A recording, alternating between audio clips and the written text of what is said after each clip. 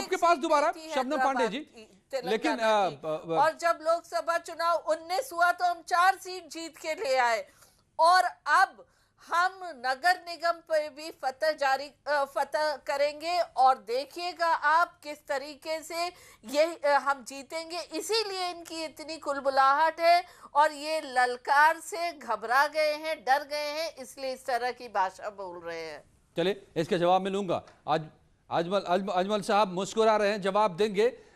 लेकिन अंशु अवस्थी मेरे साथ, तो मेजर आशीष चतुर्वेदी भी है और विशाल मिश्रा भी। अंशु अवस्थी जी, तो अब आप लोगों का ये आरोप तो खत्म हो जाएगा ना इसके बाद से कि बी टीम है, असदुद्दीन बीजेपी की बी टीम है। अब तो उसके घर में घुसकर उसी की सीट लेने पहुंच रहे हैं योगी आदित्यनाथ।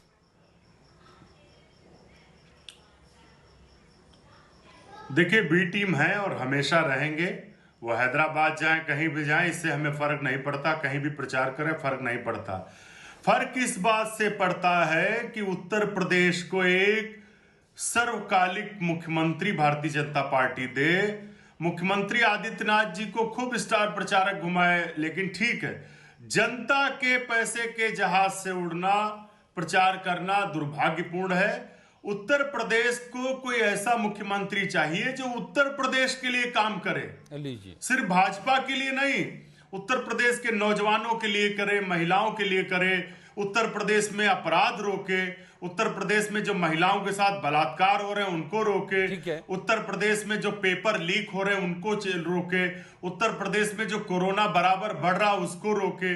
ठीक है, यूपी की चिंता आप कर रहे हैं, अच्छी बात है, उत्तर प्रदेश में लगातार कोरोना के मरीज बढ़ रहे हैं। अंशु जी, दूसरा, अजय जी, हमेशा सवाल आपका होता है, एक सवाल आज मेरा भी है। आज महत्वपूर्ण लव जिहाद है। हैदराबाद योगी जी जा रहे हैं या मोदी जी जा रहे हैं, ये है, या दिल्ली में जो किसानों के ऊपर लाठी चार्ज हो रहा, आंसू गैस के गोले लग रहे हैं। आपके लिए महत्वपूर्ण कौन सा सवाल है? सारे आपके चैनल की प्राथमिकता क्या है?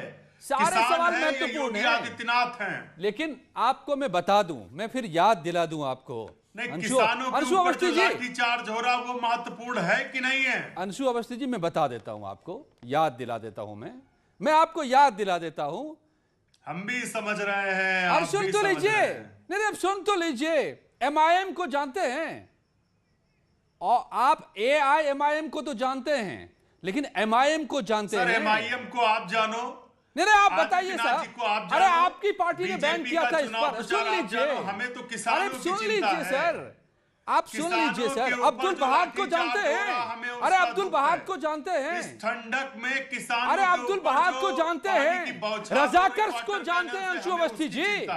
अंशु अवस्थी जी रजाकर्स को जानते हैं? हैदराबाद में जंग हुई थी, हैदराबाद को मिलाने के लिए, हिंदुस्तान में रखने के लिए, और ये वो नाम है जिन्होंने हिंदुस्तान के खिलाफ जंग लड़ी थी आजादी के बाद। अंशु अवस्थी जी, ये एमआईएम वही पार्टी है, ये उसी के नेता थे। कासिम रिजवी साहब जो पाकिस्तान चले गए, कम से कम आप ही की पार्टी थी उस वक्त, कम से कम भाजपा के राष्ट्रीय सरकार थी जिसने पाबंदी लगाई थी। मुख्यमंत्री ये वही बातें करने वाले लोग हैं। हैदराबाद तो उसका आप भूल जाते हैं, आप देश को भूल गए हैं, देश के इतिहास को भूल रहे हैं। क्या क्या जरूरी है आप ये भूल रहे हैं अंशु अवस्थी जी, कांग्रेस ये भूल रही है। ओके, उंगली उठा रहे।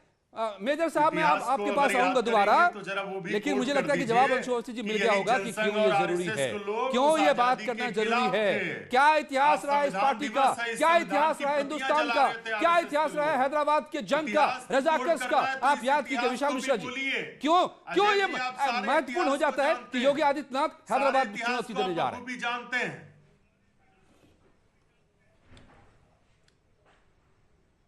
विशाल मिश्रा जी।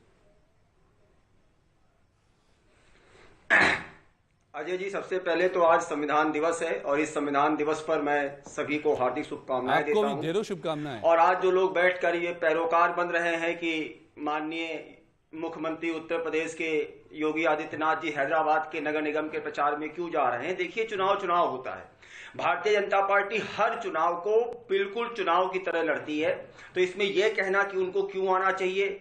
दूसरे बैठकर आरोप लगा रहे हैं कि उत्तर प्रदेश में भ्रष्टाचार और लूट और अपहरण और महिलाओं की स्थिति और तमाम सारे मिथ्या आरोप लगा